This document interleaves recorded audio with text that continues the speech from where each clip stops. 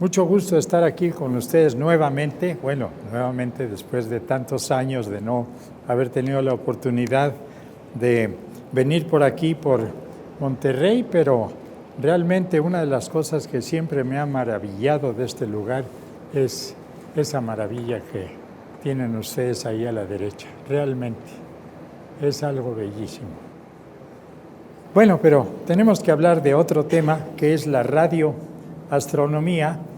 Y pues quiero empezar diciendo que es una nueva ciencia, relativamente nueva. Me refiero a que la astronomía visual pues tiene por ahí de 5,000 años de haberse formado como una ciencia y realmente como 400 años de haber progresado de una manera maravillosa con el telescopio, que es el que nos permite observar los objetos que ahora tanto admiramos.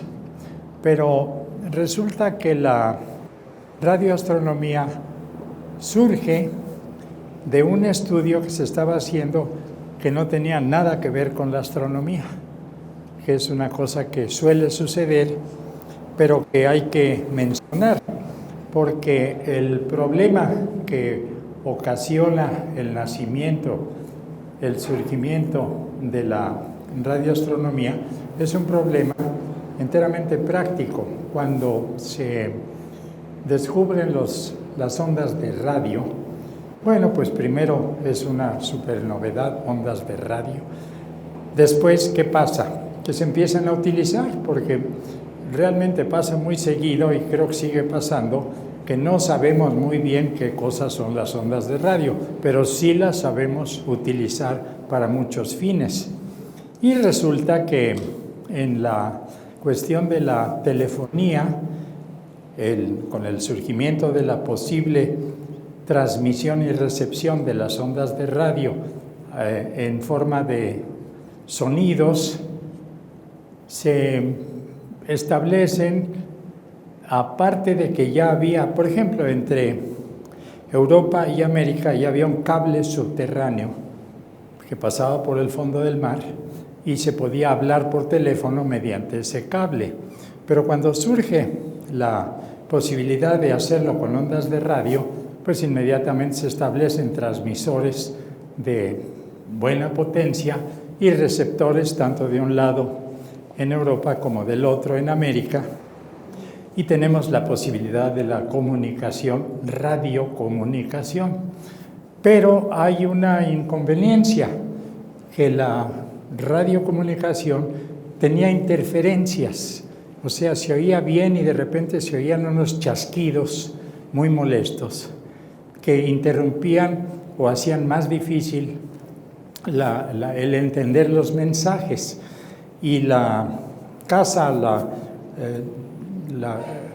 casa principal que estaba trabajando en esto era la Bell Telephone. La Bell Telephone era un negocio que se había establecido haciéndole la competencia al cable subterráneo, con la ventaja de que podía comunicarse tanto a América como a cualquier otra parte. Donde hubiera un receptor se podía hacer la comunicación. Y estos tronidos y chasquidos molestaban mucho. Y claro, pues el Bell Telephone tenía un laboratorio para ir perfeccionando el sistema de radiocomunicación y decide estudiar en qué consiste eso de la interferencia, que por alguna razón que no he podido aclarar, le llaman estática. Tiene mucha estática cuando en el tiempo en el que poníamos nuestro receptor de onda corta y tratábamos de sintonizar ahí una estación lejana, pues entre dos estaciones se oye ruido, una serie de chasquidos y sonidos de ruido que por alguna razón que ignoro se llamó estática en inglés y ahora pues la usamos o la hemos usado en todos los idiomas. Y esta estática, llamada estática, es la que se quería averiguar cuál era su origen, de dónde salía. Entonces, un ingeniero de radio llamado Karl Jansky es encargado por la Bell Telephone de averiguar a ver en qué consiste. Y él monta en Holmdel, en New Jersey, monta una antena receptora direccional, que es una antena bastante complicada. Y resulta que esta antena direccional él la puede mover de manera que pueda recorrer los 180 grados, y con esto va averiguando mediante audífonos, estoy hablando de 1930, y un graficador, va marcando en la dirección y la aparición de estos sonidos. Y él encuentra que se deben a 3 razones. Una de ellas son las tempestades eléctricas cercanas, que principalmente las terrestres, que suenan de una manera diferente que las segundas, que son las interferencias provocadas por tormentas en el mar. Y tercero, él dice una especie de soplido, que le llama hiss en inglés, un sss, de origen desconocido. Y ahí empieza la cuestión de, bueno, ese soplido de origen desconocido, ¿quién lo produce? ¿De dónde sale? Y ahora sí, ya voy a empezar a mover las transparencias. Aquí, bueno, ya estamos muy adelantados con el radiotelescopio más complicado que se llama ALMA, que es un arreglo de 64 piezas como esta en el desierto de Atacama, para recibir estas famosas ondas de las que vamos a hablar después. Pero voy a pasar estas transparencias, primero hablando un poquito de la astronomía óptica que mencioné en un principio. La astronomía óptica pues empezó realmente a producir información muy importante con la aplicación del telescopio por Galileo para observar el cielo. Y pues el telescopio de Galileo era como de este diámetro más o menos, como 2,5 centímetros, y con esto ya descubrió grandes cosas. Cuando lo apuntó a la constelación de Orión que acabamos de ver, pues él con los ojos veía 10 estrellas, por decir algo, y apunta el telescopio y ve 100 estrellas. Bueno, pues ese es un descubrimiento fenomenal. Lo apunta a Júpiter y encuentra que Júpiter tiene 4 puntitos que se mueven de un lado a otro según el día, y mediante observarlos varios días decide y descubre que son los satélites del planeta Júpiter. Y pues es un descubrimiento muy fuerte, porque se suponía que todo giraba alrededor de la Tierra, y ahora ya no, resulta que había cuerpos celestes que giraban alrededor de otro cuerpo que es Júpiter. Y esto pues no cuadraba con las creencias del tiempo. También él, al observar, pues se da cuenta que su telescopio es muy chiquito y empieza a hacer uno más grande. Y ahí empieza la carrera de hacer telescopios cada día más grandes. El telescopio de 2,5 metros en Estados Unidos, en Pasadena, pues ha sido uno de los telescopios con los que se han hecho descubrimientos más notables, que es el telescopio Hooker. Y este es el nuestro, este es nuestro observatorio en San Pedro Mártir, Baja California. El edificio es un cilindro de 13 metros de diámetro por 20 y tantos de alto, la cúpula, y el telescopio, ¿dónde creen ustedes que está? Pues adentro. ¿Se lo imaginaron? A ver, vamos a ver si es cierto. Ahí está el telescopio, es el telescopio de 2,12 metros, que en su tiempo, esto se inauguró hace 30 años, estaba entre los 10 telescopios más grandes del mundo, pero los telescopios siguen creciendo sin parar. Ahora hay telescopios de 8 y pico de metros de una pieza, y otros de muchas pequeñas hexágonos configurados exactos para formar una superficie mayor, que tienen 10 metros los telescopios Keck. Bueno, este es un telescopio nuestro que está en la Sierra de San Pedro Mártir, el principal del Observatorio Astronómico Nacional. Esta es la primera fotografía que saqué cuando tratamos de ver si el telescopio veía, y sí veía muy bien. Esta es la nebulosa de Orión, y en el centro está lo que se llama el trapecio, que no son 4 estrellas, son 6. Si se fijan, a esta se le ve una bolita a un lado, a esta otra bolita, o sea que es un trapecio de 6, lo cual no va de acuerdo con la geometría que nos enseñan, pero en fin, se llamó trapecio porque estas otras 2 estrellas no se habían descubierto en el momento en el que se habló del asunto. Y aquí vale la pena mencionar que estos puntitos que ven ustedes son estrellas que están naciendo, son estrellas bebés. Digo bebés de cuando mucho 50,000 años de edad, pero bebés al fin. ¿Y de dónde salen? Pues salen de las regiones que ustedes ven oscuras dentro de la gran nube de hidrógeno, en donde se forma por una perturbación tal una concentración de hidrógeno hasta que es tan grande la concentración que la estrella se enciende y la empezamos a ver, y ahí están los huecos. No coinciden con las estrellas porque la nube se mueve diferente a los huecos, pero es algo interesante de ver con un telescopio pues grande para que se puedan fotografiar estas cosas. La consola, la consola y el telescopio fueron diseñados y hechos en México, y la consola se hizo en el Instituto de Astronomía con ayuda del Centro de Instrumentos. Y esta es una fotografía interesante porque por casualidad estamos apuntando al centro de la galaxia y pasa una estrella fugaz. La estrella fugaz, bueno, pues es un trazo interesante que sale por casualidad, porque en ese momento pasó por ahí la estrella fugaz, que son partículas que entran a la atmósfera de la Tierra a gran velocidad, a 40, 50, 70 kilómetros por segundo, se encienden y al encenderse originan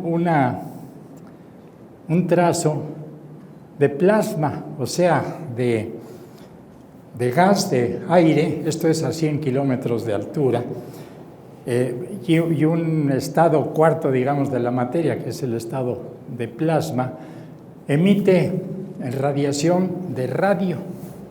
Bueno, esto lo digo porque va a resultar importante. Y ya nos vamos a los telescopios más grandes. Ahí está un camión para ver la proporción de tamaño. De estos hay 2, bueno, ya hay 3. Ahora el último que se estrenó, que es español, del mismo tamaño.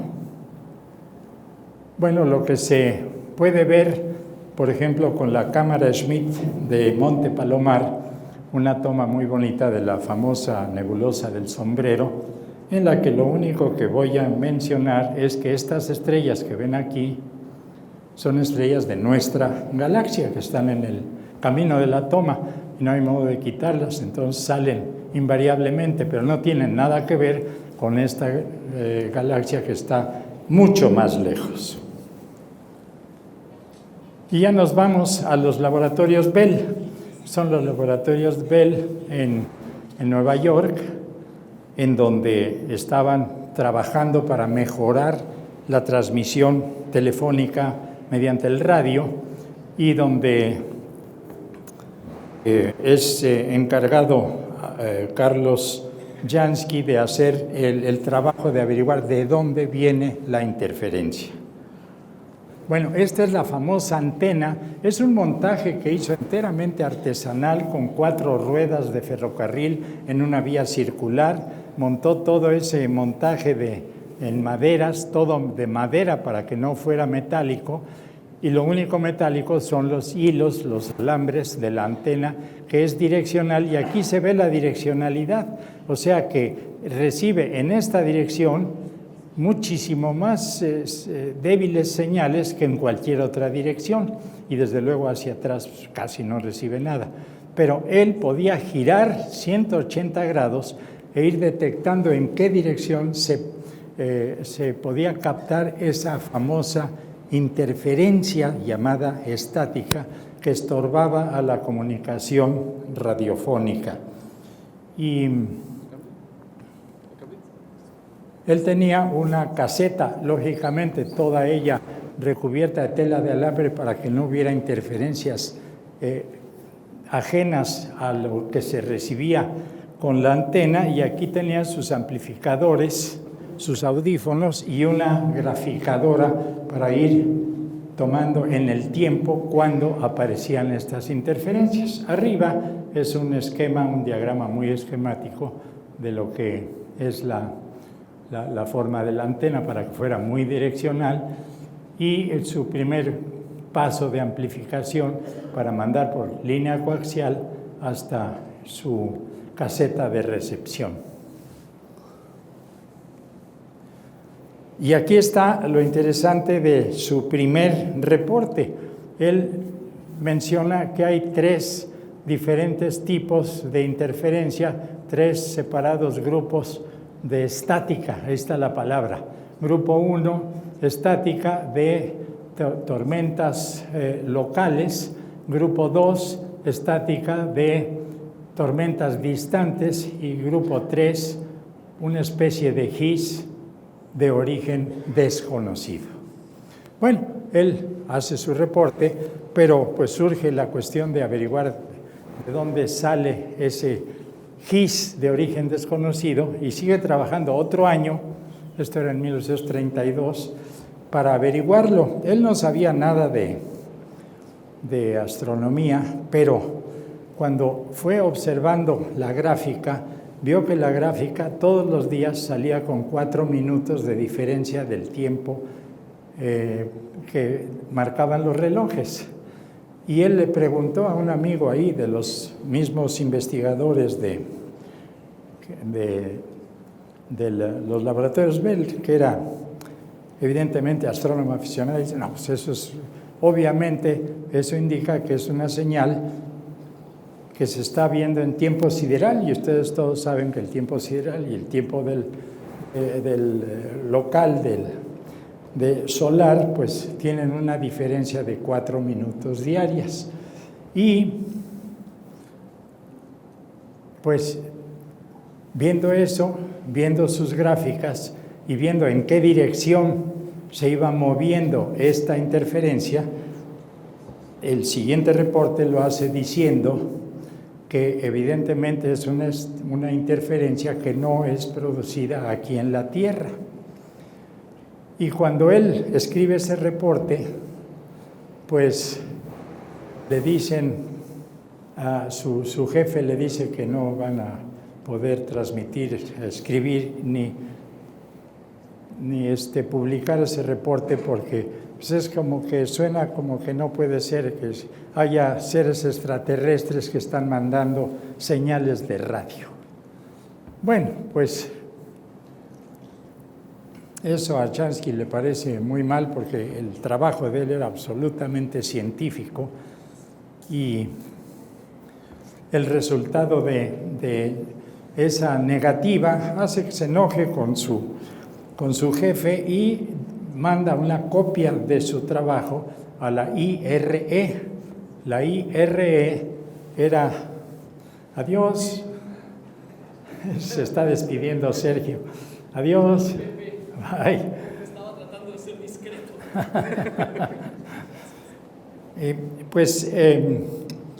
El reporte en la IRE, que era el Institute of Radio Engineers, que después se vuelve la IEEE, que seguramente todos ustedes conocen, pues acoge, pero con mucho gusto, el reporte en el que ya explica que estas transmisiones no son originarias de la Tierra y que vienen de una dirección aproximadamente entre las constelaciones de Escorpio y Sagitario, que como sabemos son más o menos el centro de nuestra galaxia. Bueno, pues tiene un éxito extraordinario su plática, y entre todos los ingenieros que había ahí de la IEEE, un joven, bastante joven, como de 20 años, llamado Grote Reber, se interesa en el asunto. Él era radioexperimentador, tenía su estación de radio. Era la época en la que los radioexperimentadores construían sus propios transmisores y sus receptores, aparte de bulbos y partes sueltas, cosa que ya no sucede porque ahora se compra todo ya hecho en Radio Shack, por ejemplo, ¿verdad?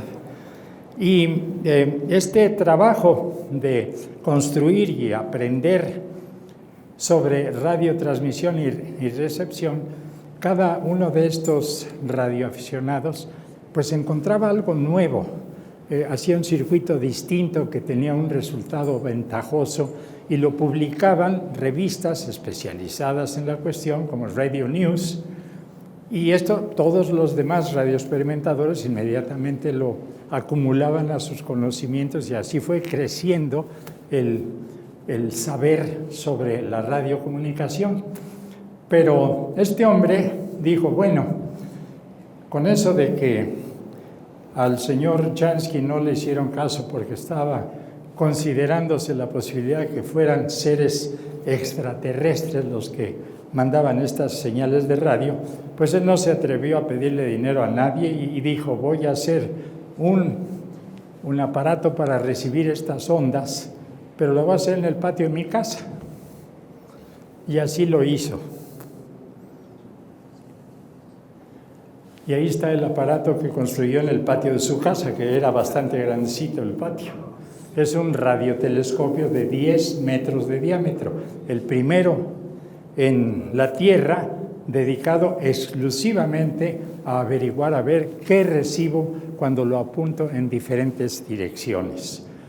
Claro que en la época, él, pues ahí está Grote Reber, pero pues ya grandecito, pero en ese tiempo él tenía 25 años, se tardó 5 o 6 en hacerlo ahí en el patio de su casa. Como ven, es un trabajo importante porque, desde luego, pues esto es para poderlo mover horizontalmente, moverlo en sentido vertical, y gira todo.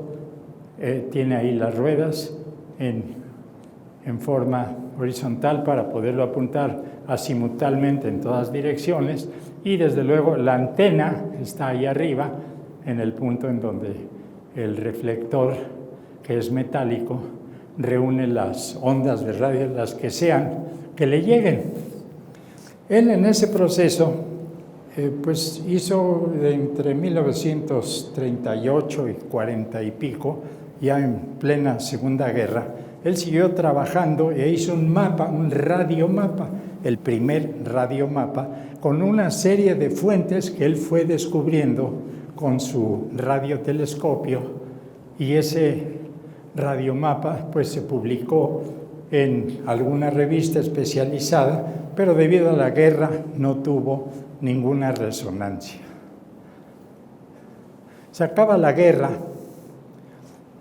¿y qué pasa? Bueno, pues durante la guerra se desarrolla un aparato muy importante que es el radar, con el objeto de poder detectar la proximidad o el que viniera un grupo de aviones a hacer bombardeos, ya fuera a los aliados o ya fuera a los enemigos.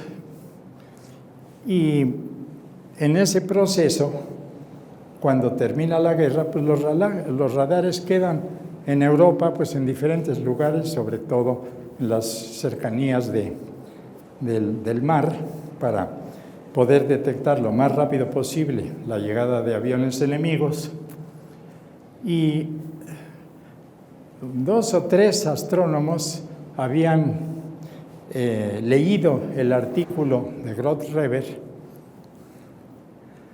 y les entró la curiosidad. Bueno, a ver, vamos a trabajar ahora ahora con estos receptores muy mejorados de los que él pudo hacer en su tiempo, pues a ver qué descubrimos. Y empieza la investigación sobre la radioastronomía, de modo que de 1930 a 1946, el único que hizo radioastronomía fue un señor que era radioaficionado y que se llamaba Groth-Reber. Voy a interrumpir un momento la historia porque aquí quiero presentar cómo es un radiotelescopio. Un radiotelescopio es igual que un telescopio reflector tipo Cassegrain, de los que todos ustedes saben cómo funciona, pero aquí en el caso de las ondas de radio entran al reflector principal, que tiene una perforación central. Este reflector principal concentra la radiación en un espejo o un reflector secundario que la concentra todavía más y la manda ¿a dónde? A la antena, en el caso de un radiotelescopio. Y allí tenemos, por ejemplo, este radiotelescopio de 15 metros de diámetro, en el cual podemos observar el plato, como le llamamos en general, al reflector principal con su perforación central, en los soportes del reflector secundario que manda las ondas a través de esta perforación del reflector principal, atrás donde está la antena, y todos los equipos relacionados, amplificadores, grabadoras, etcétera, que ahora se usan para ese fin. Y uno de los tres principales astrónomos, un astrónomo llamado Oort, del cual ustedes han oído mucho y han leído sobre la nube de Oort en Holanda, un astrónomo, Fred Whipple, sí, que trabajaba en los telescopios grandes de Monte Palomar y Monte Wilson, y otro más. ¿Quién era?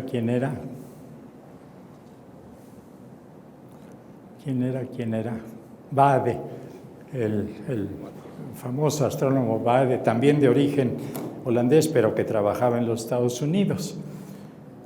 Ellos se interesan, y desde luego un especialista en cuestiones de radar, que era de apellido Lovell, con V, no Lowell, sino Lovell, el cual, siendo inglés, empieza a tratar de conectar cosas, porque en la guerra, cuando tenían los radares que estaban buscando a ver si venía algún grupo de aviones enemigos, aparecían puntos de luz en el radar, y se preocupaban porque trataban de seguirlo y después ya no estaba. Entonces estas, llamémosle ahora, interferencias en la señal de radar, pues provocaban una duda, y empezaron a trabajar entre varios receptores de radar durante la guerra, y lograron averiguar que había una coincidencia cuando un receptor de radar estaba en la costa en tal lugar en Holanda, el de junto, que estaba a 3 kilómetros, también recibía ese impulso momentáneo. Y Lovell se le ocurre pensar que a lo mejor son las estrellas fugaces las que estaban ocasionando, con ese trazo que vieron ustedes, por eso esa foto es importante, ese famoso trazo, ahí lo tienen ustedes, deja durante unas fracciones de segundo, aquí se ve muy largo, pero en la distancia el radar lo captaba como un punto, no se alcanzaba a ver si se movía o no, y luego ya desaparecía. Lovell dice, bueno, como ya comprobamos que varios radares lo captan en el mismo instante, ahora vamos a hacer unas antenas nada más para captar este tipo de cosas, y parecidas desde luego a la que hizo Groth-Reber, nada más que como no tenían dinero ahí en la Universidad de Manchester, él lo que hizo fue poner una serie de postes formando un círculo y colgar alambres que, como ustedes saben, la forma de un alambre colgado es muy parecido a una parábola. Es una catenaria, pero es una curva bastante parecida. Y poniendo muchos, hacía una especie de red que le servía como una especie de parábola y le funcionaba muy bien. Tenía un poste central mucho más alto que daba al foco de la parábola, y ahí empezó a observar que había una coincidencia absoluta entre las estrellas fugaces, las lluvias de estrellas. De una principalmente pudo constatar que durante el periodo de máximo de la lluvia de estrellas había captado con su antena cientos de trazos, de manera que ya quedó clarísimo que había que directamente se podía observar lo de las estrellas fugaces, con la ventaja de que también se pueden observar de día, porque pues las ondas de radio no tienen que ver con la luz. Y eso le abrió la puerta para ir a pedir dinero a los lores, a las cámaras, para, en lugar de tener su colguije de alambres, pues hacer un radiotelescopio al estilo de Grote-Reber, pero grande y hecho ya profesionalmente. En Jodrell Bank, ahí fue en donde la Universidad de Manchester empezó a trabajar en la idea. Ahí tienen ustedes en la actualidad el gran radiotelescopio de Jodrell Bank, que mide 70 metros de diámetro. Ahí ven ustedes al centro donde está el reflector secundario que mete la señal, y atrás pues están los primeros receptores. Este telescopio se llama actualmente el radiotelescopio Lovell, porque fue el producto de su trabajo. Este empezó en 1951, y la historia de cómo se inauguró es muy interesante, pero regreso a mi presentación para decirles y hacerles ver qué se ve en un radiotelescopio. Pues se ve una gráfica, porque el radiotelescopio está conectado a una aguja que se mueve como cuando nos toman la gráfica del corazón, y esto es lo que se ve. Si nosotros movemos el radiotelescopio y lo vamos moviendo lentamente de izquierda a derecha, como ustedes quieran, pero yo propongo que sea de izquierda a derecha, tenemos la señal aquí, ruido, la famosa estática, o sea, un ruido general. Cuando llegamos a una fuente de radio, la señal aumenta de potencia, y entonces surge este pico, y claro, al seguir moviendo el radiotelescopio, volvemos otra vez a bajar, y si hubiera aquí otro, saldría otro pico. Pero aquí en este dibujo, que es un dibujo real de una grabación, pues nada más tomé para que sea muy clara la forma en la que se ve. Esto era muy al principio, porque todavía no se habían inventado programas de computadora para transformar la visión en una imagen. Pero si nosotros hacemos esto de izquierda a derecha y vamos, digamos, de arriba abajo, vamos barriendo el cielo en esta forma hasta cubrir un área, digamos, de 10 grados por 10 grados o algo así, vamos a ver cuántos objetos encontramos que estén radiando, y vemos este tipo de gráfica. Aquí tienen ustedes una gráfica en la que estamos. Esta es la altura de 25, 30, 35, o sea, tenemos 20 grados, y aquí está en ascensión recta, en horas y minutos, y estas son las pasadas del radiotelescopio en las que van apareciendo estos picos muy altos que son fuentes de radio contra un ruido de fondo que siempre lo hay. Bueno, esta gráfica no es muy clara, pero la podemos comparar con una fotografía de un cielo estrellado, en el cual, bueno, como ustedes ven, se ven puntos de luz en lugar de picos, pero es el mismo concepto y hay maneras mediante computación y sistemas ya conocidos, de cambiar esto a formas diferentes en las que sea más claro lo que se aprecia en un radiotelescopio cuando éste es movido. Volvemos ahora al radiotelescopio de Jodrell Bank, que lo empezó a construir en 51 y por ahí de 57 se le acabó el dinero y los cámaras de los Lores le dijeron: mire, eso de que va usted a descubrir cosas raras con una cantidad de millones que ya lleva usted gastados, pues lo siento, pero ya no le vamos a dar más dinero. Bueno, pues el pobre estaba endeudado con un montón de facturas que todavía no había cubierto. ¿Y qué pasa? El 4 de octubre de 1957, ¿qué pasa? Sputnik número 1. De repente, la gran sorpresa para todo el mundo y en especial para los norteamericanos. Por cierto, yo estaba yo comprando cosas de radio porque yo tenía una empresa de radio de construcción de transmisores, y de repente salen los periódicos a los viernes a las 5 de la tarde. Los rusos acaban de poner un satélite en órbita, el Sputnik número 1, primer satélite que se coloca en órbita alrededor de la Tierra. Y la historia es interesante porque los rusos lograron poner un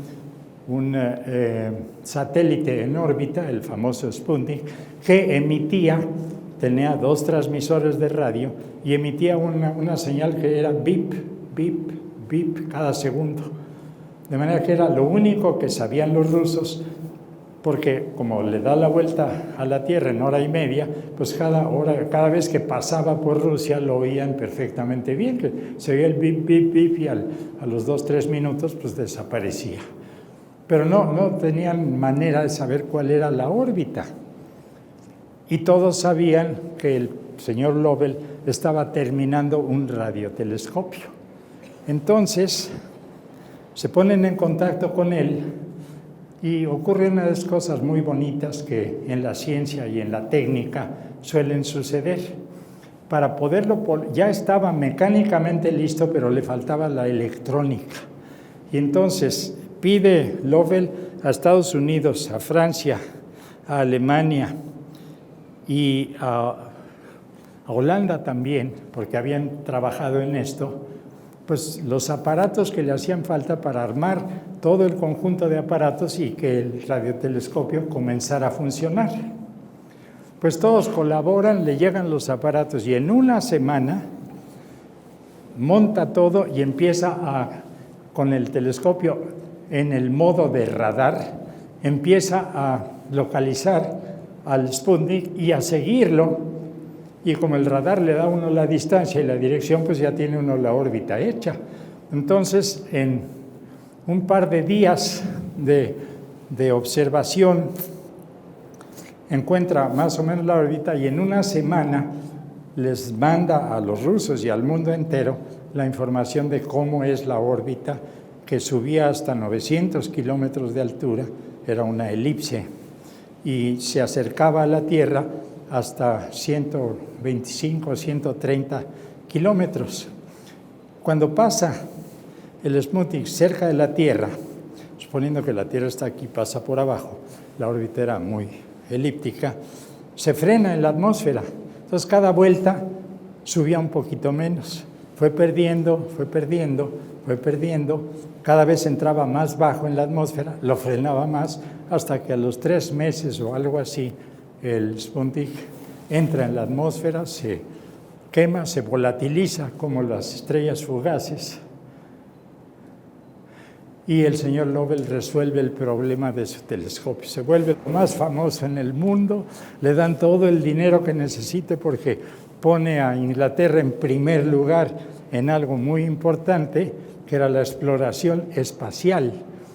Y pues qué bonito, ¿no? Porque todo sucede, se acomodan las cosas de tal manera que en el mero día que necesitaba él la ayuda, bueno, en el mes, digámoslo así, y en noviembre de ese mismo mes de 57, de ese año, los rusos lanzan el Sputnik 2, en el cual va una perrita llamada Laika, que todos deben de recordar, sobre todo los de mi edad. Los jóvenes a lo mejor no lo han leído todavía por ahí en alguna revista o libro. Y la perrita, bueno, pues también el radiotelescopio inmediatamente les da la órbita a los rusos, que en ese tiempo eran soviéticos, y empieza ya la radioastronomía, ahora sí, oficialmente y con todo el dinero del mundo, a funcionar. Ponen a trabajar el radiotelescopio, empiezan a averiguar cosas, y justo Bade, que estaba trabajando en Monte Palomar, y Lovell se ponen de acuerdo, y de una de las tantas veces que se tratan de poner de acuerdo, logra identificar Bade este puntito como el Quasar 836, ese puntito. Ahora se llama con tantos números por el grado de brillo que tiene, que es bastante débil. Pero se logra identificar un objeto visible con un telescopio con un objeto captable con el radiotelescopio de Jodrell-Bank. Y bueno, este es el principio de toda una gran cantidad de descubrimientos que se van realizando. Aquí pongo este dibujo para darles una idea de una representación de lo que se capta con un radiotelescopio y una fotografía de un telescopio óptico que está al fondo.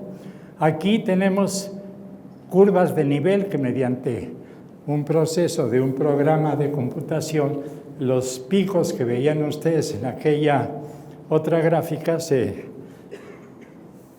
ordenan en intensidad, y aquí tenemos la mínima intensidad, más intensidad, mayor, la mayor aquí de una fuente de radio que le voy a llamar la fuente azul porque está en la frecuencia azul, la que sea. Aquí hay otra fuente de radio, pero en otra frecuencia distinta, que tiene dos máximos, uno muy débil y uno muy intenso, que está aquí. Y como ustedes ven, no coinciden para nada con lo que se observa en la fotografía óptica. De manera que es una manera de representar dos fuentes, de hecho tres, porque esta podría ser, pero parece que está ligada, pero dos fuentes radiofuentes contra un cielo en el que no se ven los objetos que las producen.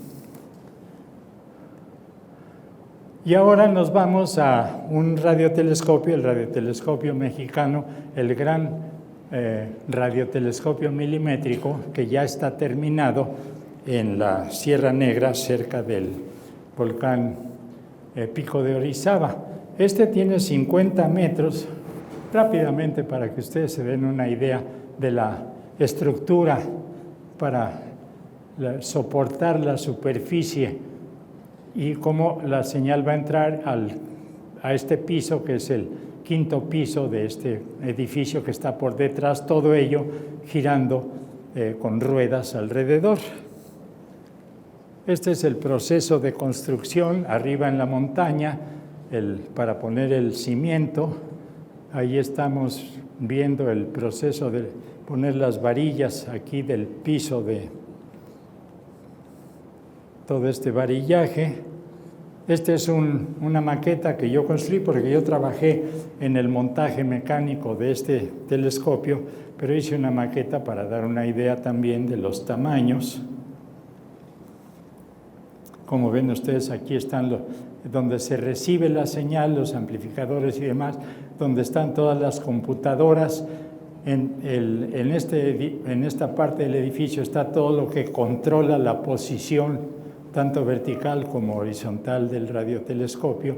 Y este es un un cono de concreto que les sirve de apoyo para centrar el giro del propio radiotelescopio sobre sus rieles.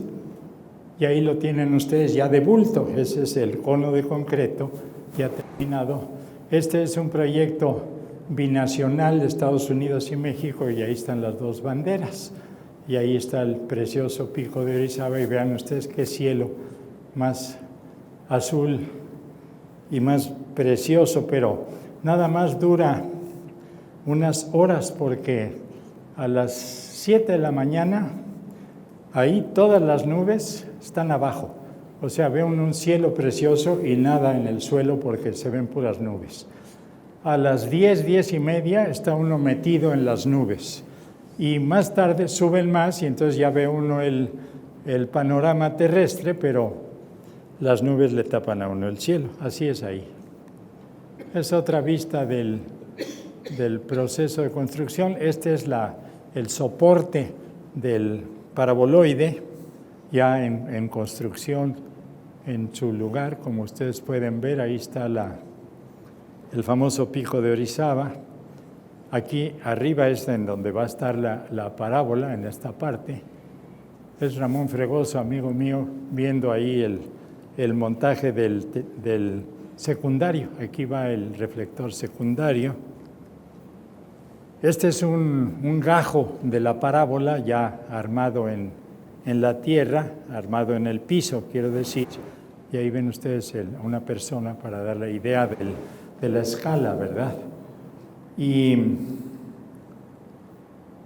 el proceso de subir, ya la parábola se armó totalmente en el suelo y con varias grúas se subió, se montó en su lugar y ya ahí ya está prácticamente terminado lo que es la parte mecánica, y ahorita está en pruebas, pero ya está funcionando. Es una maqueta que hizo la CONACYT, porque es un proyecto pagado por CEP y por CONACYT. Y bueno, ya nos vamos ahorita a otro aspecto de la radioastronomía, que es la radioastronomía, para enseñar en qué consiste la radioastronomía. Este es un ejemplo muy parecido para figurar una parábola. Vean ustedes los postes y los alambres que van hasta el otro lado, y el post central en donde está el receptor. Una antena como esta la hizo Hewish de Cambridge, en Inglaterra, y con este arreglo empezó a trabajar, y luego se le ocurrió un sistema mucho más versátil, que fue poner muchos dipolos en el suelo. O sea, en lugar de este montaje y una antena aquí arriba, un dipolito ahí, él puso en el suelo, en un terreno como de 1 hectárea, puso, ¿qué? 2048 dipolos conectables entre sí, y con ello empezaron a trabajar. Y un buen día una chica, una de sus ayudantes de Hewish, le dijo: oiga, usted fíjese que acabo de descubrir una señal muy rara. Es una señal que son pulsos. Pip, pip, pip, pip, pip, pip. Y se mueve. En este radiotelescopio de él, que los dipolos están en el suelo, pues aprovecha el movimiento del giro de la Tierra para ir barriendo el cielo. Y claro, cada vez que pasaba nuevamente por un cierto lugar, entraban los bip, bip, bip, bip. Y digo, pues es un descubrimiento formidable, hay que ver qué son. Y Hewish pues no estaba muy convencido. Ese tipo de bip, bip, bip, bip, bip, bip, bip, muy frecuentes, pues puede ser una interferencia terrestre. A lo mejor es una interferencia terrestre. No, pues ella no le importó, y le dijo al electrónico que hacía todas las conexiones: hágame un amplificador dedicado nada más a captar pulsos. Así lo hizo, y entonces descubrió que no nada más en un lugar del cielo, sino en varios, se recibía esta señal, unas muy rápidos, otros tan rápidos como del orden de 20 o 30 pulsos por segundo, lo cual no se podía explicar de ninguna manera cómo se generaban esas señales. Y con todos estos datos y metros de gráficas, que es como se trabajaba el asunto, pues se convenció Hewish de que sí, evidentemente eran señales que venían de otra parte, no de la Tierra. Volvió a suceder el mismo problema que tuvo Bell Telephone con Karl Jansky, pero Hewish dijo no, silencio, esto se declara absolutamente no divulgable y vamos a llamar a un grupo de físicos, astrofísicos, químicos, en general gente muy conectada con estas cuestiones, y se van a encerrar hasta que no me den una explicación física de este fenómeno. No vamos a hablar de él, porque si no van a empezar los extraterrestres a causarle problemas a la propia institución, ¿verdad? Porque después pues, ya se vuelve una cosa como de cuento. Y lo encontraron, lograron explicar que si hay una explosión de una estrella y queda en el centro la estrella de neutrones y gira muy rápido y tiene un campo magnético fuerte, pues cada vez que la dirección del campo magnético coincide con la Tierra, pues recibimos las señales.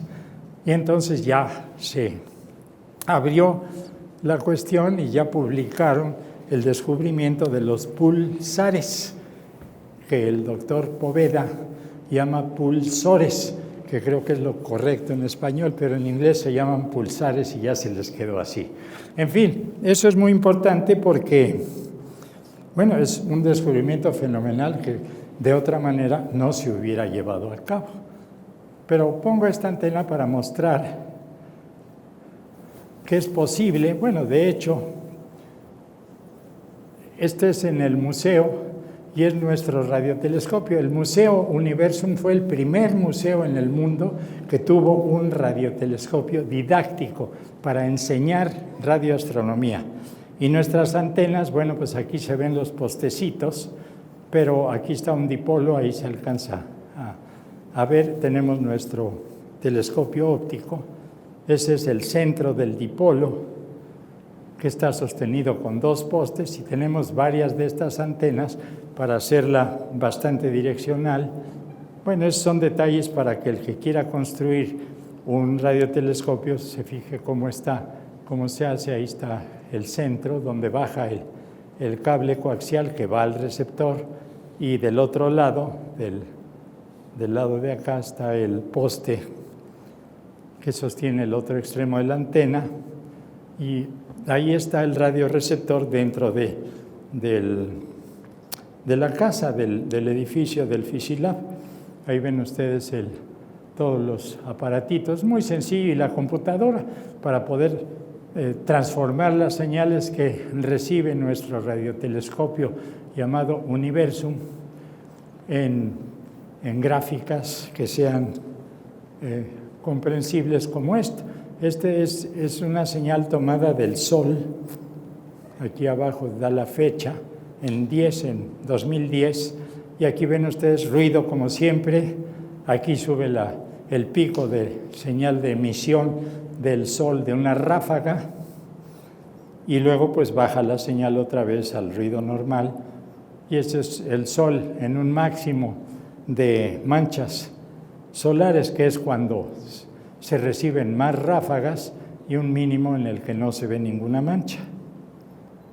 Y luego resultó que yo di unas pláticas sobre esto, y de la prepa 5, de las prepas de la UNAM, se aceleró un maestro con un grupo de estudiantes, y empezaron a hacer antenas de todos tipos y a recibir, y eso acabó por dar por resultados de una red que hay ya allá en México de preparatorias que tienen sus antenas en los techos, y en fin, es muy, muy didáctico porque mezcla, quiero decir, lo que es las señales de radio, cómo se generan, cómo se modulan. La cuestión de computación, cómo se logra que una señal adquiera otra forma en el monitor, y aprenden sobre electrónica, sobre computación y sobre astronomía también, de manera que ha resultado muy, muy favorable